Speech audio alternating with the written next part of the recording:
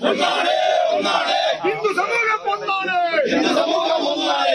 ഒന്നാണ് ഒന്നാണ് ഒന്നാണ്. ഹിന്ദു സമൂഹം ഒന്നാണ്. ഹിന്ദു സമൂഹം ഒന്നാണ്. ഒന്നാണ് ഒന്നാണ് ഒന്നാണ് ഒന്നാണ്. BSP നേതാവ് ഒന്നാണ്.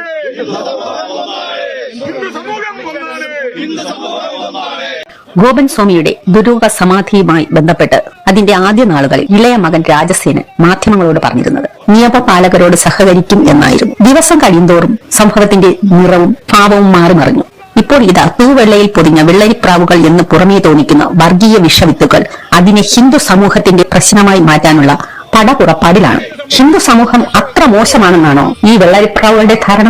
ഈ സംഭവത്തിന്റെ ദുരൂഹത മാറ്റാനുള്ളത് ആ പ്രദേശത്തെ ഓരോ പൗരന്റെ അവകാശമാണ്.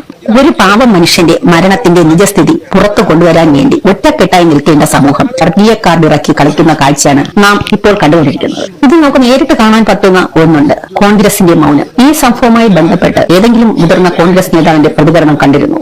നാം ദൃശ്യങ്ങളിൽ കാണുന്ന വെള്ളരിപ്രാവിൽ ഒരാൾ കോൺഗ്രസിന്റെ നെയ്യാറ്റിൻകര മുനിസിപ്പൽ കൌൺസിലറാണ്. അപ്പോൾ പിന്നെ എങ്ങനെയാണ് പ്രതിപക്ഷ നേതാവ് വി ഡി സതീശൻ പ്രതികരിക്കുക?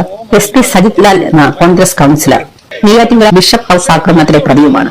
മാത്രവുമല്ല, ഒരു വർഷത്തിനു മുമ്പ് 80 ലക്ഷം രൂപയുടെ ഒരു വസ്തു തട്ടിപ്പ് കേസിലും അദ്ദേഹം പ്രതിയായിരുന്നു. നിലവിൽ കോൺഗ്രസും സംഘപരിവാറും ഒത്തുചേർന്ന് പ്രദേശത്തിൽ വർഗീയ വിഷം ചീന്തുകയാണ്.